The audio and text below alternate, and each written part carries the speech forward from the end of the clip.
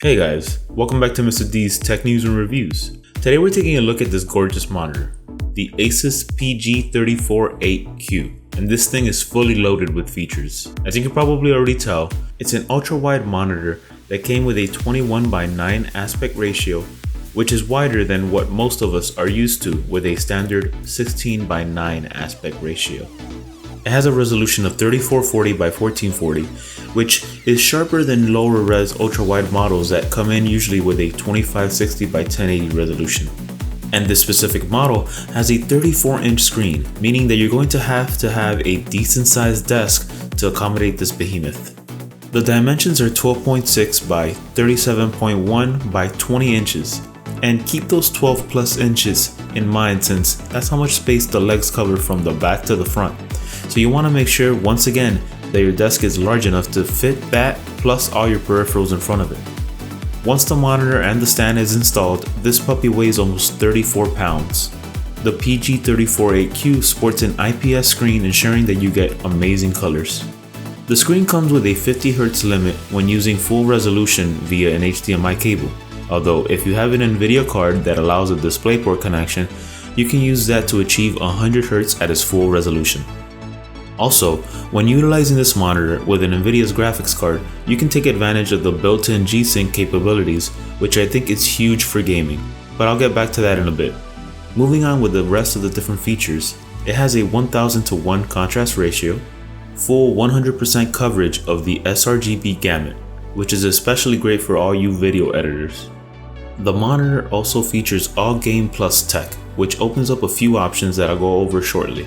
Another biggie is the fact that the monitor's display is in fact curved, and it gives you a greater feeling of immersion in whatever it is that you're viewing on the monitor.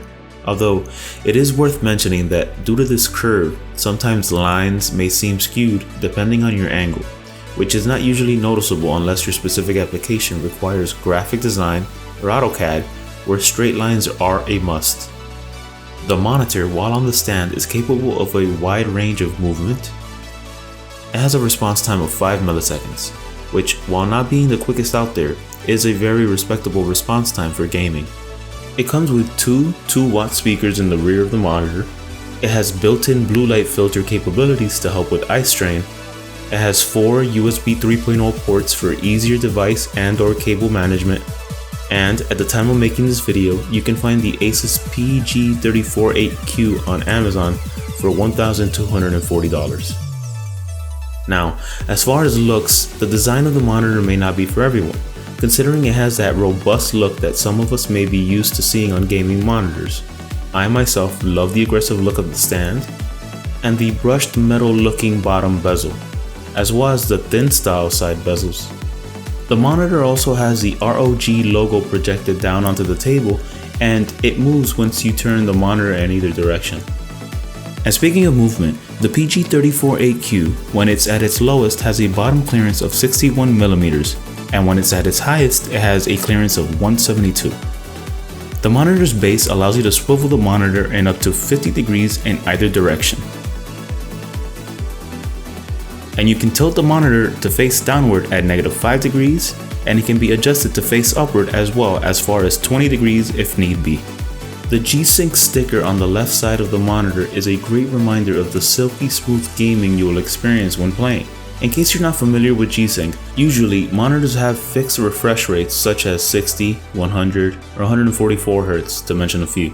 But GPUs output different frame rates depending on how demanding the game you're playing is. So this causes mismatched frames, which leads to artifacts and even screen tearing, which is when one section of your screen is showing an image while the other side of your screen still hasn't caught up yet. So GSync fixes this issue by making sure that the monitor's refresh rate always matches whatever it is that your GPU is putting out, ensuring that you avoid tearing or the stuttering that you can get from using VSync. Also, you won't be able to take advantage of these features if you have an AMD card. They have their own version of GSync called FreeSync, and neither play well with graphics card from the competition. I hope this short explanation clarified any questions about GSync. Moving on, we have the back of the monitor, and we find what I believe to be one of the coolest looking monitor designs I've seen.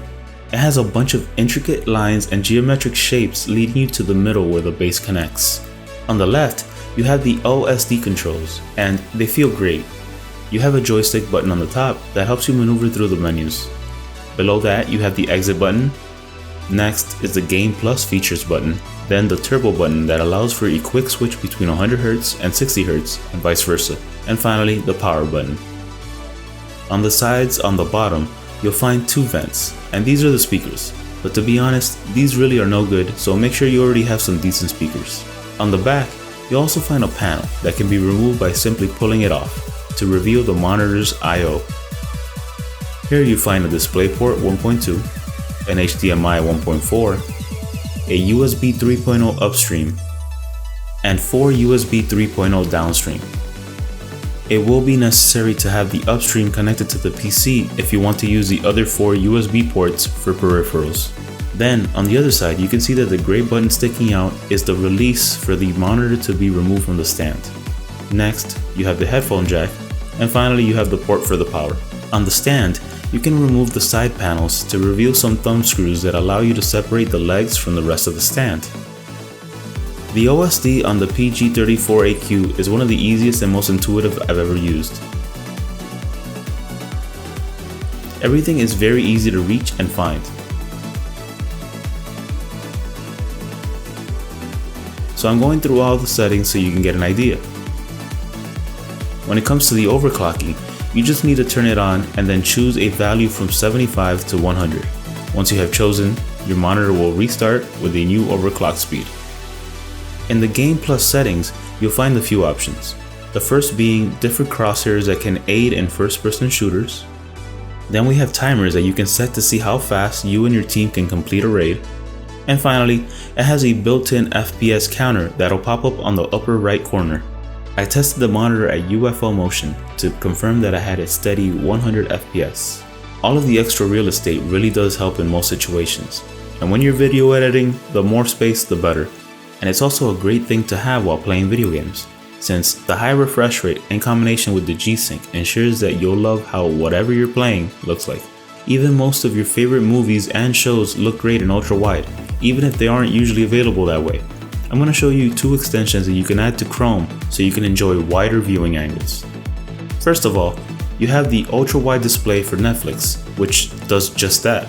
It crops some of the image to give you a wider viewing angle, which usually ends up looking pretty damn good. And then you have the ultra wide video, which basically does the same thing for YouTube. And if you use Firefox, look up Ultra Wideify for something similar. In the end guys, all I can tell you is that this thing is absolutely amazing, and I really have no real complaints about this monitor. I hope you guys enjoyed my review on the Asus PG348Q. If you did, give it a thumbs up. If you didn't, give it a thumbs down. And if you want more tech news and reviews, make sure to subscribe. See you next time.